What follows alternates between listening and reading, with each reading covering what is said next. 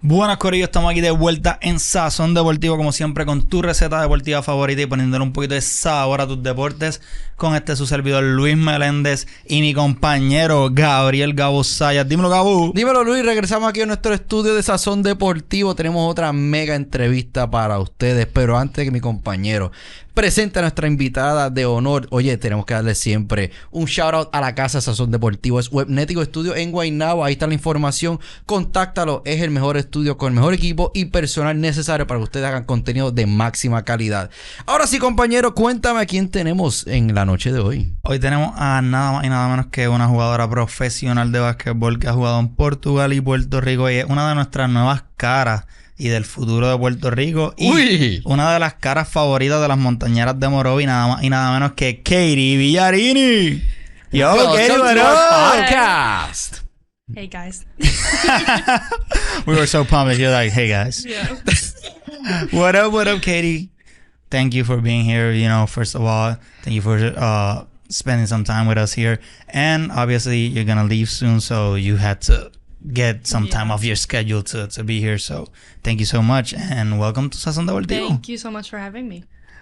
Katie, you know, let's talk about the love. Let's talk about how much Puerto Rico has embraced you since, you know, you started playing here with the Montañeras, and how Morovis has embraced you. Mm-hmm. What have you felt since you've been here in the island? Well, first is my family, like all my family that lives here. Like immediately when I told everyone I was coming to Puerto Rico, they were like, "Oh my gosh, like we're so excited!" And I was just like, "I'm so excited to come here."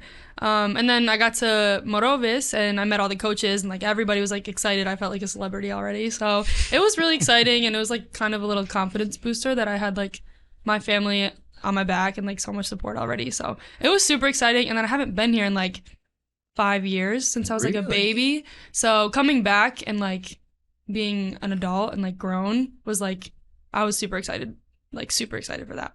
That's great. Let's talk, obviously that's like, I wanted to get that first reaction from you, how Puerto Rico treated you, but let's go back to when did your love for basketball started? When did you fall in love with the game? When I was really little, I like did everything. So I'm one of 5. I have 4 siblings, and my oldest sister, she played basketball, and I like copied every single thing she did, like everything. So she started playing, and I was just like, I want to be like Sam. So then I started playing, and I just ended up being really good at it, and I loved it. So yeah. Are you better than Sam? Nah. No. We always have to ask. I love that reaction. Like, no. Everybody I know does ask she's me. watching this. Everyone does ask me. She's really good though, so she taught me a lot. So I wouldn't. You know that question is coming because it's like, Michael Jordan said that if his brother was taller, he would be probably better than him. So True. I have to ask, That's true. do you think she's better? Do you think you're better? So yeah, there's always that sibling rivalry. Yeah. But like, would you say that your playing styles are similar or contrary? I would say like a little similar. I'm more of like the combo guard or whatever. Like I shoot and I attack. She was kind of like a really good facilitator, and her passing was really good. So yeah, there's always like I think that when basketball siblings, always one of them does something that the other one doesn't. Brooke and Robin Lopez, one's really good defensively because the other one was really good offensively, so he had to get better to guard him.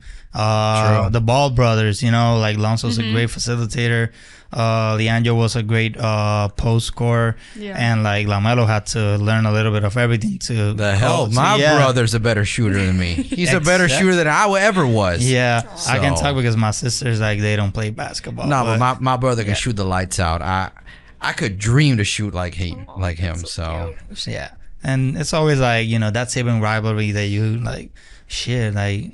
He's my big brother. He can bully me around. What am I gonna do? Well, let's learn to shoot. Last time I beat him, it was like 10 years ago. So you can imagine you guys that. need to have like He's taller than me game. now. It's No, okay. I can't. I'll get my ass whooped.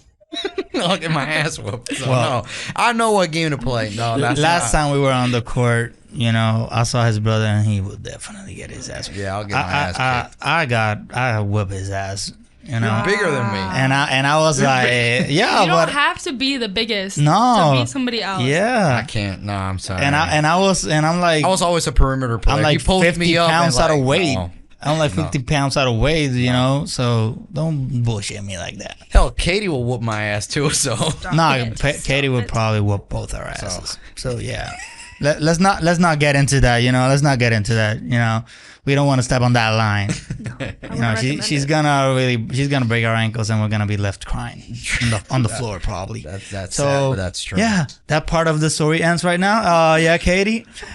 Katie, you know, you had a great college career, you know, in Buffalo, and what can you tell us about that? You know, obviously, coming out from high school, you know, one comes with X type of expectations about what college ball is gonna be, or you know what you're gonna do, or how are you gonna perform.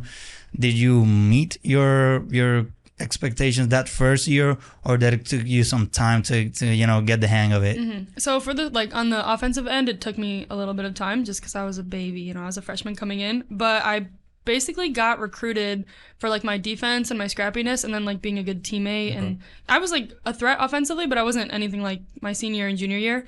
And then when I went to Buffalo State, there was a girl who transferred. Her name was Liv, and she was like the leading scorer, and I was kind of just like a step under that. And so when she left, it was like, all right, like who's going to be like our main person now? And so then COVID happened, and I took the whole summer, the whole year to like train. And then I came back, and I was obviously putting up the numbers that I put up, and I was also being a good defender and just kind of like filling the stat line. Like I was getting rebounds, I was stronger, and yeah, it was when I first got there, they expected me like right away to be the point guard. They didn't have a point guard, so I think them throwing me into that role kind of really prepared me for everything else that came. But my coach literally was like, "You're gonna be the starting point guard, and you need to like be a leader out here." So they threw me into it, but it definitely prepared me for where I am today. But before we show your impressive college stats, I have to ask you, when was the first time that you actually realized, hey, I can make a living out of this? When was that age or that moment where you felt like I can actually make basketball my whole life? It was, I think, my junior year of high school, or not high school, college. My college coach was like, do you want to play pro? And it like never crossed my mind before. I'm like, I never thought, like, you know, I'm 5'5". You know what everyone says? They're like, oh, the tall people, like, exactly. They play basketball. Like, I'm a little guard, and I'm not, like, the strongest person ever. But she was like, do you want to play pro? I'm like, do you think I can play pro? She's like, yeah, I think you can play pro. She's like, I've been watching, like, the TV. Like, I feel like you're better than some of these girls. Like, and so I really thought about it then. And then I was like, okay, this is what I want to do, because I have no idea what I want to do after college. So I talked to her a little bit about it. It's like a lifesaver, yeah, maybe. I know. It was like a confidence booster. I'm like, no one's ever said that to me before. So. And, you know, you said you didn't know what you wanted to do, you know, after college. What did you study? What did you major in? I was a health and wellness major with a minor in psychology. So I want to go into sports psychology. Okay. I want to be a therapist mainly for male athletes. That was like the startup that I wanted to do. But now being like overseas, I feel like I should just be a therapist for all the athletes. I feel like everyone goes through some things. I have to make that parenthesis that now that you brought up that theme, we've had a lot of athletes here in our podcast, and a lot of them have said, don't ever underestimate the importance of the mental state of mind, mental health. We had Mitch, and we had a lot of other ball players. Now that you are pro and you also major in that, what's your perspective and how crucial it is for people to learn about to have awareness about mental health and to take this seriously? Because a lot of people underestimate you guys as athletes, that you're still human beings like all of us, and you suffer the same things that we all do, just in a different platform, but that doesn't mean you're still not human beings. What's the importance of mental health from your perspective? Well, aside from like being pro, just being an athlete in general, especially in college, it's like you have so many things to balance. And for me, I played D3, so I didn't get paid. You know, I was just like doing it, and I wasn't getting paid for it. And then I was on top of that. For the love of the game, literally. Yeah, and you don't get scholarships when you're D3, and you most likely have to have a job because they're not paying you. And so you're just doing this, like getting thrown around, taking charges, like beating your body up for just like the fun of it. So for me, it was like balancing that, balancing family, because I'm really close to my family, being a top athlete, keeping my body in shape, staying healthy, while also like maintaining a social life. And you know, college, like you want to have fun with your friends. Exactly. And, like, you want to have the college experience. Yeah, like the college yeah. But it's like you have to pick and choose certain things, and like for some people they can struggle a little. And so I just think for me, I could not play physically if my like mental health wasn't at its top. Like I struggled a lot in my junior year, and so like that really affected my game. Like I wasn't lifting, I was really like depressed and stuff. And so like I stopped taking care of my body, and that like really affected me in going into like my junior year. So I think your mental health is like the most important thing. Yeah, that like Galo said, we've had a lot of athletes, and they all really, emphasize on that. You know, that mental health is crucial, because if you feel good, you play good. And when you're not feeling your best, you might let yourself go, not go to the gym, not hit the gym, not work hard enough. And all that, when you go to the court, it shows. But it's also hard because people have an expectation of you, and like you're a number. Like people would call me 22 in college, and it's like my identity kind of took a hit because I'm like, am I a basketball? Like I'm just a basketball player. Yeah, like they don't see Katie. Exactly. Yeah, they don't see You're Katie. Not Katie. Yeah, You're number 22. Right. And I remember one game I had like 14 points in college, and like whatever were double teaming me, and I didn't have like to my average or like above my average. And like the guy interviewed one of my teammates and was like, oh, like Katie had a bad game today. Like, how do you feel that like you had to step it up? And she was like, she did not have a bad game. Like, and so it just like gets in your head then. It's like, okay, if I don't perform to the level of my fans' expectations or other people, it's like I'm shut down as a human. Exactly. And like, no, you did terrible today. Exactly. Like, okay. No, and there's no training for that to deal with the outside pressure. That's like true. Not just you have to live to your own expectations, because we all have our own expectations. We want to be successful, but now you have to also try to block out that negativity, because it's something that if you don't learn how to deal with it, it can be a stepping stone for you, and it can be a real challenge for yourself. Yeah. And then That's pro is like completely different too, because you're away from your family for an extended period of time. Yes. You're away from your support system. And some places it's like they don't feed you. Like you hear stories, they don't feed you. Like you have no water, you have a bad living situation, you have no car, like you can't drive around. Like it's not like pro basketball. It's not like this whole amazing and if you don't have like great teammates that then you're alone. That become your support system, you're alone. You're alone. And like if you're feeling down, if you're feeling depressed, like who are you gonna turn to? And like that theme of sports psychologists, like it was always like a taboo. Now it's they're paying attention to it, but not all the pro leagues and all the pro teams have a sports psychologist on hand for their athletes. I would say that probably 90% of the leagues don't have that. Right. Exactly. And I think that's really important, because if you're bringing in imports from other parts of the world to your organization, and they don't have a support system, and maybe they don't know how to communicate effectively with the native players, well, then you need a psychologist on hand that can sit down with them, tell them what are you feeling, what's happening, and they don't pay the attention to that. No, but even then, like if you ask an athlete like to talk about their like weaknesses and be vulnerable with you, it's like as an athlete, other teams pick apart your weaknesses like in your defense and your offense like to beat you. So it's like we don't want to show that side of us, and then we just like push it down and we just like act like and I think it's part of what you said about listening to other people, saying like, you have to pick up the slack for Katie, she had a game, that makes you not want to talk. That makes you not want to talk about what really is affecting you, because they're like, this motherfuckers always have their opinion, so why do I have to be vulnerable with this person? But it's cultural, it's cultural, and like it's a taboo, not just for teams but for athletes too. And we have to change that, because sports psychology is a field that has been growing, and probably is gonna keep on growing. Is gonna help a lot of athletes unlock, maybe another gear that mentally they did not know they had. Yeah, I hope so. So yeah, let's show these impressive stats. Boom. Now that you've said about the struggles and how. And a little bit about your personal growth. What was the key for Katie to have because this is like a 6-point average boost season by season. What was the key for you to develop as a ball player and to have these type of numbers? Because exactly like you said, your rookie year, 7.7, you left college averaging 22 points per game on a 41% field goal range. That's impressive. Not a lot of players can say that. What was the key for Katie's development? Well, I had COVID my junior year. So junior year going into senior year, I had the whole year to What a way to start. Right. It's like a depressing, but for me it's like you have to make the most out of everything. Crappy situation. So that whole year I just like trained like so much. I was like, this is what I'm focusing on. Like I want to make this a career. So I really poured into that part of my life.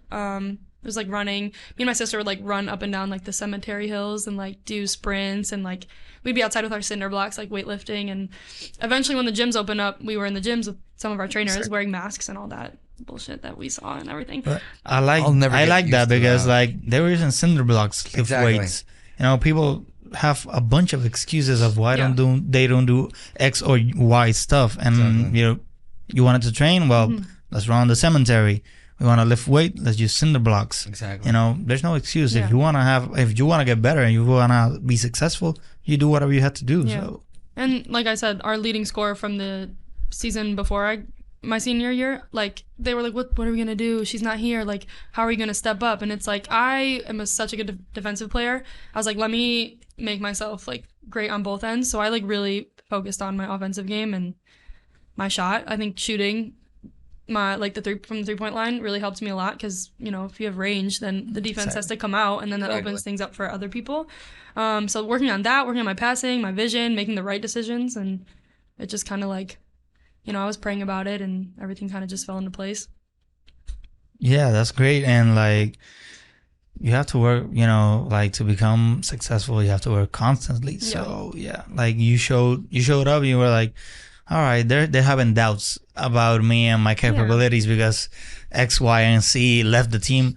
I'm going to show them. Yeah. I definitely have like a chip on my shoulder too from like when I was little. Like I tell my teammates this story sometimes. It's like, they were like, you don't go left and you don't, like, you're never going to make it in college. And so I was like, okay. Like some AAU coaches told me that, right? So I'm just like, you know, they would sub me in as the defensive player and then sub you out when you're on offense. So I was just like, I don't want this for myself. And like all the people who spoke about me that way, it's like, I'm not going to feed into it. And so let me just like prove everyone wrong. Exactly. But, you know, I'm grateful for those people. And the haters always going to be, they're going to feed you. They're going to pour gasoline on your fire. So that's great. But okay, after you left college, you had a great college career. You left and you played pro in Portugal. Mm-hmm. What was the experience? You know, totally different country. You know, like completely different environment, another language. You know, it was absolutely different in every way possible. Mm-hmm. What was that experience? You know, that first pro experience. I'm happy I went there for my first experience. It was 8 months, so it was like a really long season, and I've never been away from family for that long, and so that part kind of like hit me a little. It was like not having as much support, but the same thing, like it wasn't the greatest living, I'm not saying it was like the worst, but it wasn't like the greatest living situation, like the greatest food ever, but you had to like make the most out of things. But I was nervous. If I could go back and change one thing, I'd probably like be a little more confident in myself. I just kind of like was more passive, and I don't know. It was a good season. I had a good season. I had a great pro season. I didn't think I was going to do that good. But like I struggled a lot, and I was in my head a lot, like we talked about, like the mental stuff. And looking back on it, I'm like, dang, Katie, like you're better than that. But in the moment, it's like you do struggle with a lot of things. So it was really hard to be away from my family. Like not having the support system to you know, tell you like, you can do better. Like, Katie, you know your capabilities. Don't struggle so much, you know, mentally. Yeah, it's tough. And I didn't think, like, I didn't have a picture of what pro life was. Like, my parents aren't basketball people. Exactly. Like, you know, they just are like... You're the first generation. And so I was like, what am I, like, getting myself into? Is, like, this going to be, like, some, like, lavish lifestyle? And it's not. And people don't know that. Like, you go into this, like... It's not. They don't tell you. They don't tell you the truth. They just paint a picture that everything's gonna be fine. Yeah, you're a pro basketball player, and when you live it, it's like, oh, this ain't all that they cut out to be. Yeah, and some places like you just it's not consistent. It's like not consistently like the same everywhere you go. Like some places are amazing, and then some places are just like they're not, and you just kind of have to be prepared for everything. I don't know why I went like kind of philosophical on this thought of mine. If you could look back at that Katie. Mm-hmm. What would you say to her? What would be your best? What would you say to her to be like a little bit better prepared to what was coming? What would you say to young Katie? I think I was looking for a lot of support in other people, and I could just like go back and just tell myself to like trust and like believe in yourself. And that's like super cliche, but it's like I didn't support myself. And I was looking for it in like my family and like other people, like validation in other people. Okay. I mean, like, oh, am I actually like a good basketball player? Like, am I actually this? Am I actually that? And it's like have a little bit more self-belief. Yeah, like that should come from yourself. And I was looking for it in other people way too much. So like I was looking for validation from my coach over there and like my teammates over there. And I'm like, let me just like be who I am. Like just be yourself. External and, like, have some external validation is always something good. You know, it makes you. It's an ego boost, like you said when we were talking about the stats before the podcast. But when you have that self belief and that self confidence that you can conquer the world, you're gonna conquer the world, because it doesn't matter what people say. You're still gonna have that in you. Yeah. So yeah, that's that would be a great piece of advice for young Katie. But you came to Puerto Rico, and here people loved you. They treated you great since day one, and you balled out since day one. Here are your rookie stats. You balled out. Nice. All right. You came to a team that starting the season, you weren't in the best of positions. You were missing a couple of pieces. Actually, a couple of very important pieces in the team. Yeah. And you had to you with other young players and some imports, you had to do the best you could, for the team to stay alive. Yeah. How was all the season, but talk to us about that first stretch when you had a little bit of more responsibilities on the ball and off the ball defending. Tell us about it. I was coming into Puerto Rico, I was like so ready. Like my confidence was like here. Like I was working all summer, like all year, and so I was like super ready. And so going into like practices and preseason, I was like, we're good, like we're gonna be so great. And then games come around and we're like losing, and we're like 0-1, 0-2, and it's like, dang, like we haven't won a game yet, and we're like 0-6, and they're like, oh, it's okay, like your point guard's coming and another big's coming, like you're gonna be okay. And it's like, okay, it's a short season, like we're exactly always short. And it's like we can't be losing. The margin like for error is very small. Yeah, and so I was like, okay, like I went from being up here to like are we even gonna make playoffs? Like what are we doing? Like I was just so confused. I'm like, why can't I, in college it was like we run the plays for me. It's like, Katie, like take over, be a leader. And it's like I felt like I couldn't even do that here. But it's a whole different ball game over here, and I was really excited in the beginning, and then once you take that hit, it's like oof. But before you came to Puerto Rico, had you heard before of the professional league here? Mm-hmm. Like you already had knowledge about it. Yeah. And like, what was your mentality coming here? Like, because we've talked to imports, some of them thought that Puerto Rican professional was trash. That's what a lot of people say. Yeah, and when they come here, they're like, shit, nah, the league's tough. Like the European leagues, what I've heard, I don't know if it's true. They like don't take us seriously here because I don't know why. But then I came here, I'm like, oh my gosh, these girls are like so good. Like the girls on my team are great. Like the girls that we played against, like seeing all them play and meeting them like in person, and like, and you oh have God, you guys like you have two teammates that were on the World Cup. There's Sofia Roma and Pamela Rosado.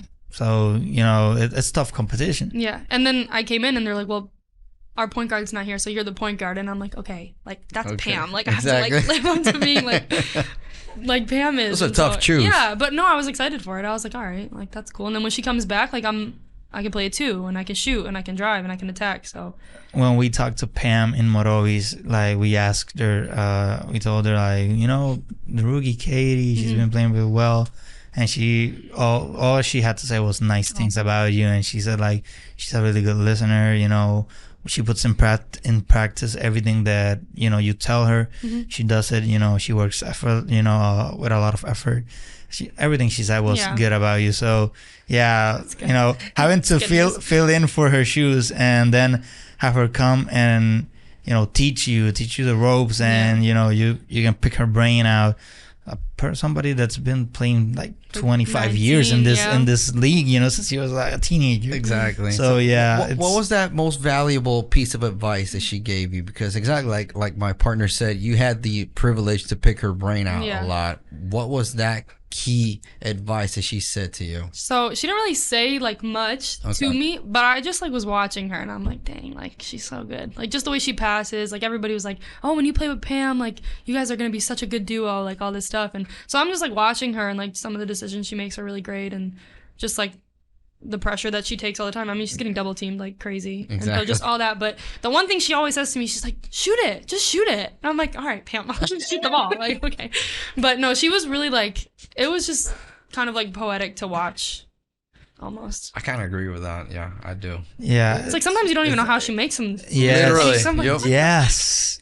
Sometimes you're like, only Pam saw that. Pam. Nobody saw that. We've seen her for years now just take over a ball game completely when the time matters. Like, you've seen her, you're saying, is she being passive or anything? And she just flips the switch. Yes. Like it's a whole different ball game. Yeah. You're like, what the hell happened here? And like, you're like, wait, Pam's like, how old? 37 already? And she's Something like and she's 5. What? Yes. 5? She's like 5'5", 5'4". Yeah. And she's like, everyone's like, oh, I'm going to take over. Right. Like, everyone like talks shit about. Can I even say that on here? Yeah. Everyone, like, talks shit about, this is YouTube. You're at your home everyone now. like talks shit about like. I she's already cursed. So. I know. Like, oh, she's so like short players and all this, and then like Pam comes out and she's played 20 years already and she's 5'4". It's like, and it's not just like she's played 20 years here, like she's played 20 years in Puerto Rico dominating, and then she's played around the world with FIBA basketball,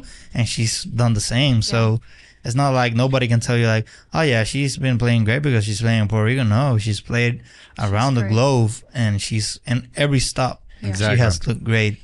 You know, and they're not just Pam, but there's a lot of other small guards here. Jennifer O'Neill is another small guard that played all around the world, and she's a bucket. Yeah. She's a straight up bucket. Yeah.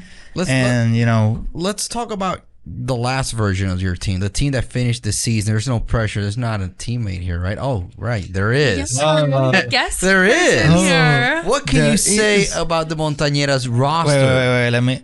Oh, there she is. There she is. There's no pressure with this question. No pressure at all. No, I'm so happy that they brought who they brought in, because I don't know if y'all saw, but I was playing the post guard. We were like playing the 2-3, and I was like middle, like in the middle of the paint. So I was getting elbows to my face and to my chest, like. You can ask like some of the girls who were there when there were no Americans there. Like, we've been battling since day one. Like, I'm so proud of them. Like, genuinely, like Liana, like Naheem, like we have been like battling these big ass girls for like the whole season, and still going 0-6 and still having the faith to like move on to the next round. So when he brought 6'5", this one over here, I was like, oh, thank you. Like, Again. The savior of Morovis.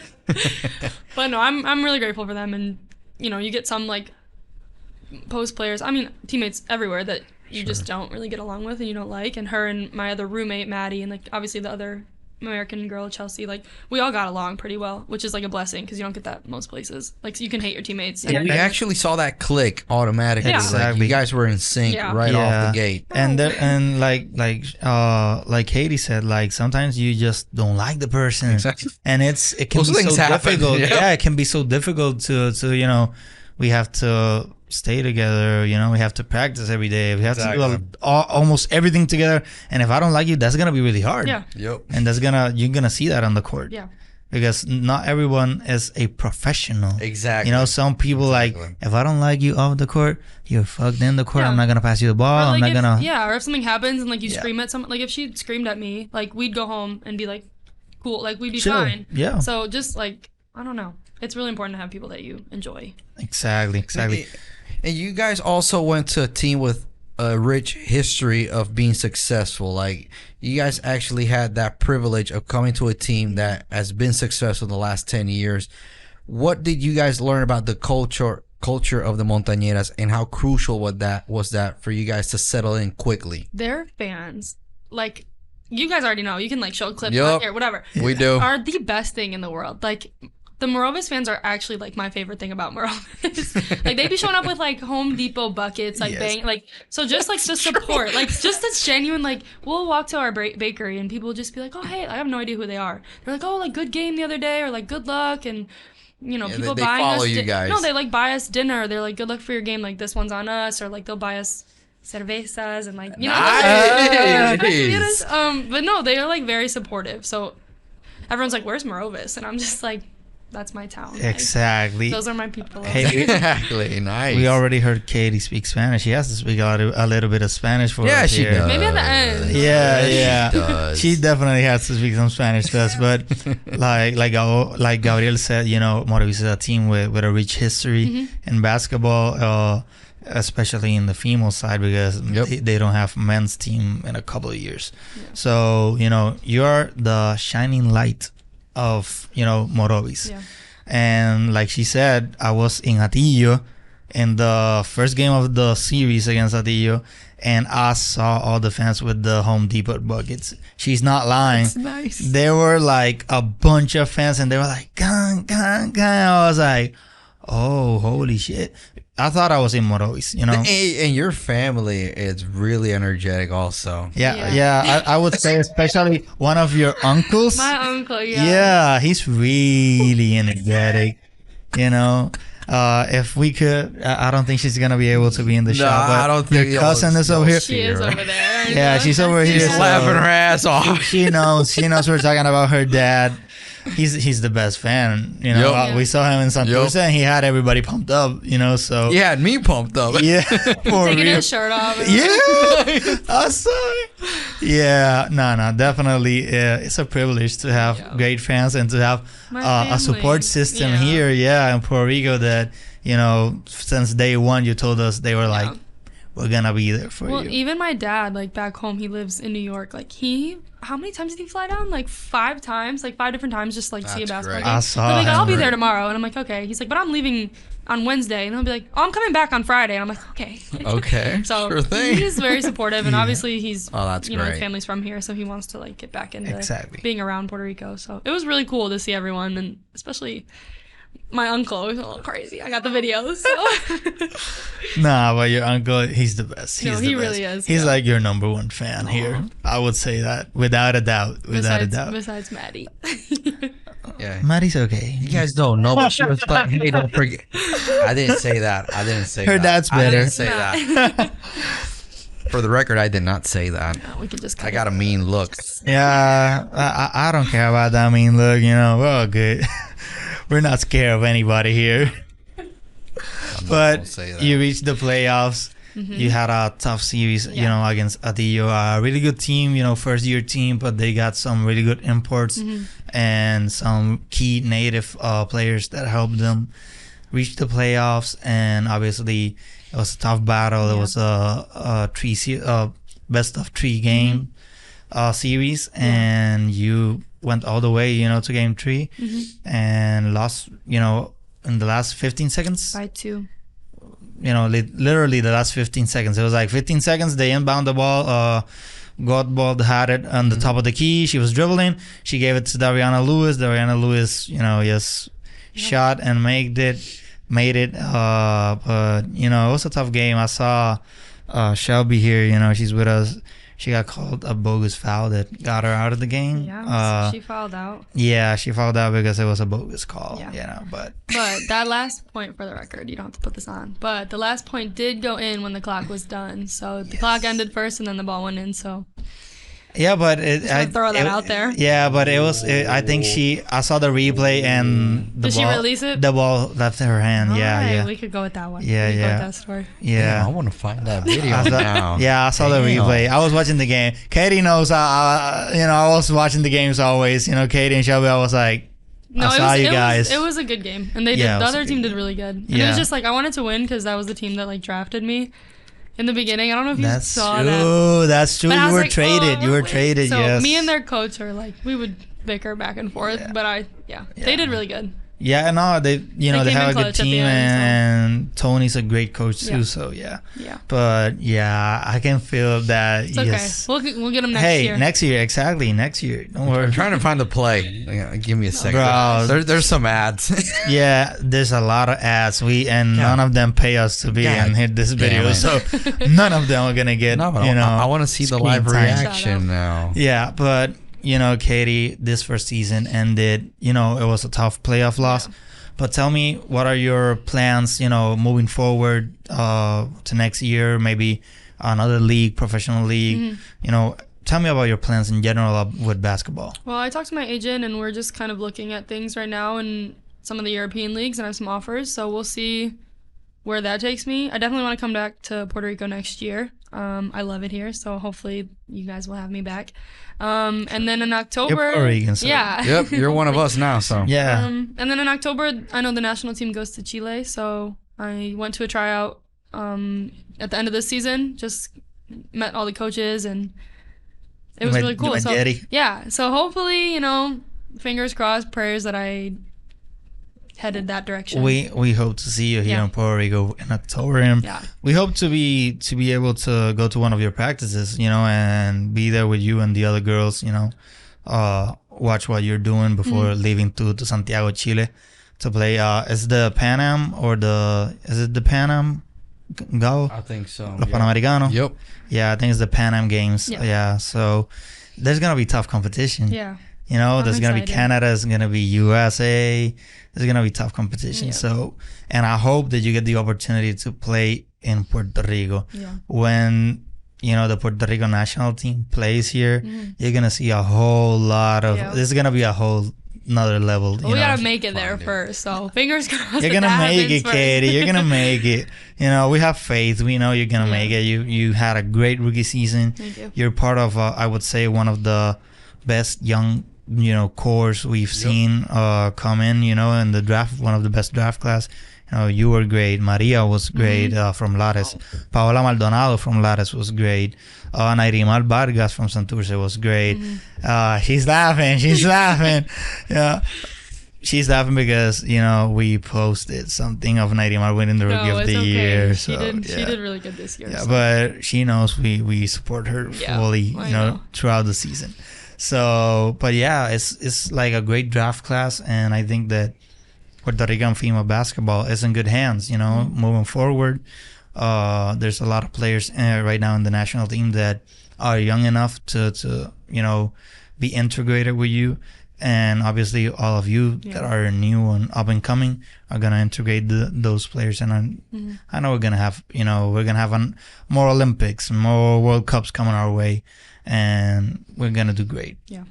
No doubt about that. Before we enter a fun round of questions with you, I have to ask you, how would you sum up the Puerto Rican Professional League, and what is your message for people who still haven't had the opportunity or have not explored the experience of witnessing what we witnessed? Because here we've said it on and off record that we've had a blast, and we've had some of the best games of the year have come from the female Puerto Rican Professional League. What's your message to the fans who haven't had that experience, and how would you sum up your personal experience playing here in Puerto Rico?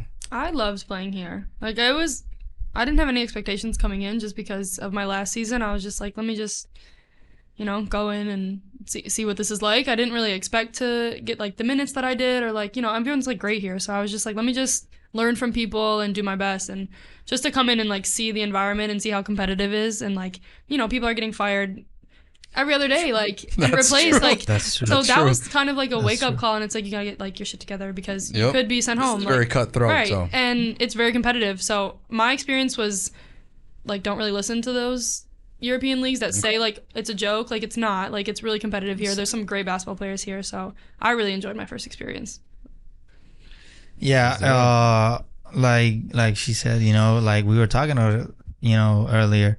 There's a lot of players that have been all around the world, and they're playing here, and they know it's a tough league. So everybody, you have to pay your respects to Puerto Rican basketball. And we're really happy that you enjoyed your first season, that Puerto Rico embraced you so much, and that Morovis embraced you. Yeah, you were one of the fan favorites. That's so sweet. You know, and when we interviewed you on the court, you know, the videos got engagement. So, you know, people really embrace you since day one. And like Gabriel said, we're going to have a round robin of some fun questions. Some light questions. Don't worry, they're not going to be too cutthroat. It's our tradition to have a little fun with our invitees. So, can I pass any of these questions? No, you can't. No, you can't. They're not gonna be. They're not gonna be that serious. They're gonna say, "No, I have to pass." I'm ready. Do you consider yourself to be superstitious? And if it's a yes, with what? No. Really? I'm not. I had a teammate. She would wash her sports bra, spandex, all that, and wear the same thing if they won. No, I'm not superstitious. That come here. Okay, well, some people are, and that's fine. I just think, like, if you prepare enough, like, and you are confident in your preparation, it's like, why would you be superstitious? You know? That's a great answer. If I know I'm gonna hit this 3, like why would I be like I have to wear these socks to help me? Like no. People are gonna say you sound cocky, and I love it because that's the answer that everybody should give. You know, like you've prepared your whole life for this, so you know I know I can hit a freaking 3-pointer in your face. Get it, boom. I just never wanted to like put that into my mind, you know, like I have to do this to be like, because then I was just like, dang, that what if it's my mental. socks It's get a hole in mental. them that I can't wear them? It's mental. Like if you say like, well, I don't know, the sports bra, I always scored 20 with it. Yeah. Suddenly one day the sports bra broke and you can use it, and it's gonna be on your mind while you're playing. You're gonna, I don't have my lucky sport bra, so I'm not gonna score 20, and you're not gonna score because the game is as much mental as it is physical. Yeah. So yeah, that's true. I love her answer. I'm questioning my whole childhood right now. God damn it. Yeah, I wasn't superstitious when I played. I was superstitious. Nah, what did you do? Did you do anything like weird? I played 2 sports. When in basketball, if I had a bad game, let's say I had a bad game in the Kobe 8s, I wouldn't use them. Wear them again? I wouldn't use them until I had another big Sometimes game. I'm like that with like if I roll my ankle in like a pair of shoes, like I'm not gonna wear them. So but that's I was a little bit. Yeah, and I was that's not also superstitious. That's like more like shit. I can really break my ankle with this shit. Yeah. So I was also a swimmer, and I had practice trunks and I had competition trunks. Like I couldn't switch them. No, there's no way. And to make it a little bit more versatile, I had 2 and 2. Like I couldn't switch them. Like I had to use one of these 2 for the practices, one of the other 2 for the competitions. If not, I felt weird. It's not like I wouldn't perform, because I did have like a couple of good performances, but I felt weird in it. So well, I mean, you just said before, like look good or feel good, play good. So it's like I did not feel if that works good. for you, then that's cool. I was trash in all the sports I played, so I wasn't superstitious at all. I was like, I'm gonna play bad if I wear Kobe's or if I wear Taylor's shoes. I couldn't use an arm sleeve. I never played with a damn arm sleeve. But that's like a preference thing. Like I couldn't. I probably couldn't. I loved how it looked. I'd always played like shit with it. No, I could not use an arm sleeve. Yeah, I played volleyball and I played basketball, and I really wasn't superstitious. You know, I was That's like, I just get in the court. Sometimes I play good, sometimes I play bad, mostly bad. But you know, it was part of it. Wait a minute. I got a fun question for Kate. I'm just gonna throw her under the bus. She said you were the one-legged arm sleeve girl. The leg sleeve girl. One-legged arm sleeve. No, the arm sleeve. No, damn it. It's okay. Let's rewind that. What if you had to play a game with no leg sleeve? Did you feel weird about that or no? No, I actually wanted to maybe... I wouldn't feel weird. I actually kind of want to like try the just regular size spandex and like a long sleeve. But then I want my tattoos to show on my arm. So I don't know. Yeah, stay tuned for next year. I don't know. You know, she's like, bro, you have to watch my But maybe tattoos. when I get my leg sleeve, then I can switch back and forth, which would be fun. Yeah, that's true. Yes, true. All right. You know, everybody has like their own playlist when, you know, before a game. Next question. What's your pre-game playlist? What's your game time? So I have anxiety. So the like rap music, I listen to a lot of rap. Like even in like the car rides on the way to the games. This year was crazy because I had never listened to like Shelby, you can confirm this. Some of it's like no, we was listening to like trap music on the way to the game, and I'm like, oh my god, my chest is like beating. But back home and back home and like in my European season, I listened to Rod Wave and 2C and Polo G, and it kind of like mellowed me out a little bit. And sometimes I listen to Christian music just to kind of like put me in like a focused headspace. But like a long time before the game, I like to listen to rap music and all this shit that we played in the car on the way to the games. You have a specific artist or no? Rod Wave is like mine. Nice. Probably mine. Number like one. Here we've had a lot of Puerto Rican athletes, and they all like trap music, like but like but like real like gangster shit. Like, yeah, they like Eladio Carrion, but they like gangster shit from Eladio. Mike Towers, but gangster Love shit Mike from Towers. Mike Towers. You know, they just watch straight up gangster shit, and they're like, I'm gonna go to that court, I'm gonna kill this motherfuckers. Yeah, that's the type of music they hear. I wanted to like mix in some like Spanish music and English music in our playlists to like kind of get me hype for the games. Okay. But we was listening to a lot of the Spanish music, and I was like, oh my, like I have no idea what you're saying, but this is like, I know this is hyping me up. This sounds fire. Okay. Yeah, like for real, like Spanish music hype people up. You know? we have that sazon. Yep, that's true. What was your favorite experience of Puerto Rico? Like, what was that ideal day you had here? I've had some crazy. No, I've had some actually wild days. My favorite day. Did we have like a super fun day that was just like I wild? love that she's looking for confirmation on this. I don't know. I guess. Like, And Shelby's like, I'm not gonna say what happened that day. I'm not gonna say. I feel like this is what we say. Like every day is something new in our house. We call it the trap house. The trap house. Nice. It's just you have to be there. But I We just got to feel do like a T-shirt about that. The trap Members of house. the trap house. Yeah. That sounds nice. Next year we're gonna do the reality But I just feel TV like- show. It's gonna be called the Trap House. You know. No, you can't like a reality TV show. Like mic us up. It's Let's just do it. something new every day. Whether it's like the roosters or the chickens or like the washing machine breaking or like I don't know, just like wild shit that goes on over there. It's just I feel like every day was just like something new was gonna happen. Like we were laughing probably like 95% of the time here. But I also, I visited like the rainforest and El Yunque? Yeah, and I was, at the beaches and traveling around. I really love Mampotiao. Nice. Yeah. And my tripletas. So the food probably like top 10, top 5. We're top gonna 3. we're gonna do a miss that. parenthesis. We bought Katie tripletas. Yes, okay. because I You love know, it. And mayo she- ketchup. I yes. put that shit on everything. She loved And tripletas. pique, I'm picante, telling you, salsa she's picante. one of Oh my us now. She's one one of of us. us. So She's no. one of So us. Cool. we at the bakery we like asked for a long time to get like salsa picante on like our subs, and they're like we don't have it here. And so like one day we went back and they're like we have salsa picante, and so they made us a sign. The ladies who work at the bakery made us a sign, and they call us pique. So they were like pique. It's like a big red pepper on it. It's like just little things like the Yes. fans like really loving and supporting Yeah, us. they That's go out of probably, their like, way. They really do. Like that's probably one of my Your favorite things about there's like a million things I just said. Yeah, definitely. No. And Puerto Rico fans, they're passionate. And then seeing my family, like I haven't seen them since they were like little babies. kids, So yes. that's always fun. When you saw this person over here, That one over there. yeah, you probably saw her when she was like 3 years No, old. yeah, And like she's- she This was got a baby. personal. Like, no, she was a baby. Nah, Mari knows we love her. Mari knows we love her. You know. No pictures. We can put one on there. Yeah. I have do. one. I have one of the whole family. I'm sending it. Oh, Arma. if you send us a picture of all of you when you were little, we're gonna put it in We'll see. Yeah, I we're gonna I put looked it. crazy, but we can just Oh, cross. please, we're begging you. And we're gonna be like, okay, that blurred out face, that was Katie. She did not want to be in the picture. But this one over here, that's Maddie. We're Huh? begging you. We'll see. Maybe. Next question.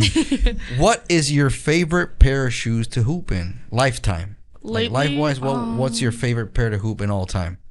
We talked about this before you got here. I didn't I hear was it. just telling him about Our like audience didn't hear it. women's basketball and how like they're on the rise, and I really want to support women's basketball. So I've been buying the Brianna Stewart shoes, and I have like Nice. I've had in my career, which was the past 2 years, my pro career, I've had 6 pair of Brianna Stewart shoes, and I like love them. They're super comfy, but they just get like super dirty, so I have to like throw them out and get new ones.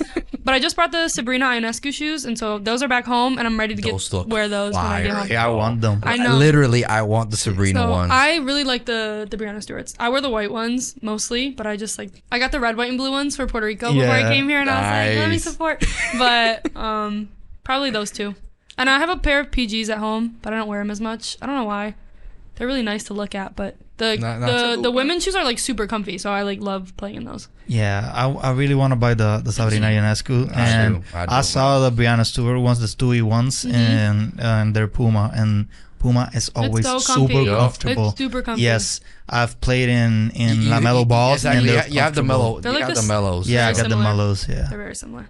yeah. So I yeah, recommend Puma 10 out of has 10. like, I think they've risen up in the basketball world because they do comfortable shoes. Yeah. You know, you Yep. can hoop on them. They're good shoes. They're not gonna break down, and they are just so comfortable that you know you love to hoop on them. I wouldn't be mad if someone sent me a pair of Kobe's though. That would be really cool. Ooh, Guys, do your magic. If it was a Kobe Proto 6, better probably. Mambasitas. We ate those are tough. Yeah, Mambasitas. You know, you can send those over to Katie. Yeah. You know, size 7 in men's, size 8 in women's. Thank you. You can write us a DM if you don't have her contact. We can get you in contact with her. You know, God. and if you want to sponsor us too, you know, feel free. Feel free to sponsor us. You know, we Our like DMs kicks. are open. Let's be like. Hey, Like, we have the Puerto Ricos. Okay, that hurt. We have the Puerto Ricos. We like kicks too. So yeah. Well, Katie, I that's the last question, right? From our light question. Okay, I got one last Oh, question. okay. I know what your favorite court's going to be, but what's the toughest one to play in here in Puerto Rico? Oof, that's a good question. probably hours. Really? Like No, for you, like it doesn't matter if it's, you know, on the road or at home, you know, if you think that it's tougher to play at home against your crowd, you know, because they're more, you know, like. yeah. I mean, I would be pretty intimidated to come to Morovis and play in front of all of our fans. But I mean, our court is like, it's not there's no AC, so it's like, I feel like going anywhere is nice because there's air conditioning. Okay, but like, yeah. I don't know. I don't want them to change it. Low key. Okay. I just want them to fix the things in the ceiling where like the water comes down because sometimes like yes. we'd be slipping a little bit. But I love our court. And actually, I would say that Morovis has one of the nicest courts in The floors, in yeah. US. And if they had the AC, it would be perfect because when I was covering there, I was sweating like if I was I know. playing. I'm sorry. And you know, You gotta bring like your neck fan. yeah, I was like, damn, am I playing with them? Am I running around Yeah. the court? Yeah. Yeah, But my favorite, probably that you said the one that I don't like. Is this like rude to say? Like, No. Let's just say the least one you enjoy the most. No, you no. enjoy it a little bit, but it's the least one of all. okay, well I have That sounds a two little that I prettier. have a reason. Okay. Oh, okay. Let's do it. Hatio, self-explanatory. No, I'm joking. It's just really slippery. Like everyone knows their court. Okay. Yeah. It's just tough. That type of like material. Yeah, it's the But I mean, it's material. nice, like, it's the it's a- material. yeah. I don't like it either. Don't Their worry fans are about cool it. too. Like everyone's very like supportive. They have like their dance team. Barceloneta had like the court in Barceloneta was like that. So when I was playing growing up, we used to play in that type of, Yeah. of tile. That's a tile, Yeah. plastic tile, and it's horrible. The ball doesn't bounce. It's super bouncy. Like Yeah, everywhere. it doesn't bounce like it bounces I in know. wood. You know, it's No. it's different. You know, There's like and little if- lumps in it sometimes. Yes, I'm like, and if you know, if you're sweating like hell and you're dripping and sweat like on the you're court. dripping sweat, you can slip and you're gonna friggin' Like me yeah. this season, I had to the last like few games, like our coach, assistant coach Ray, had to like bring baby powder and put it on my hands because I was like, I would high five my teammates and they'd be like, Katie, Yeah. like I would literally high fived Maddie and she was about to shoot a free throw and I was like, you got this, and she went like this. She was like. And like went to go shoot a free throw, and then it's like you can't wipe it on your pants. 'cause No, then, like, your shorts you are, have to like, wipe it super- on the bottom of your feet. Yeah, but even that. But and it's dirty, so It was really bad. It was funny though. Yeah. But the other one, I remember, it was at Santurce. I remember I was like shooting in warm-ups and I was like, Ray, this is our assistant coach. I was like, I'm in this corner and every time I feel like I'm like overshooting it, like I feel like I'm airballing it every time. And I get in the game and I airball 2 in a row and I'm like, whoa. Super That's cool. great. It's like, That's yeah. So I look awesome. at him, I'm Okay. like, see, it's the court. Like, so if you see those 2 airballs, it wasn't my fault. It was the court. like You should fix that. I'm gonna. Perception. This is gonna be. You know, this is gonna be. When you play representing Puerto Rico in Puerto Rico, you're gonna play in Santurce's court. Love that. I'm super excited. So get that shot fixed No, because no, I'm gonna be it's there. not the shot, it's the depth perception. It's I'm not gonna me. I'm gonna be there. I'm gonna be like, Katie, don't airball this. It was only on one side too. Left or right? You All walk in from the Okay. visitors' locker room, and it's the Okay. right side, and it's in that corner, in the opposite corner, right by our bench. Oh, Okay, okay. yes. Okay. I literally shot it, and I turned it right, and I was like, I said this was gonna happen. I literally said before the game, I'm like, I feel like I'm airballing so much right now. Literally got in the game and I airballed twice in a row. Took me out. I'm like, all right, I deserve this. Damn it. Shit. No, but yeah, I think it's probably like she said, it's like the depth of field. You know, when Maybe. like I just might have been off that day too. I don't know. yeah, it can be a little bit of everything. Yeah. We'll never know.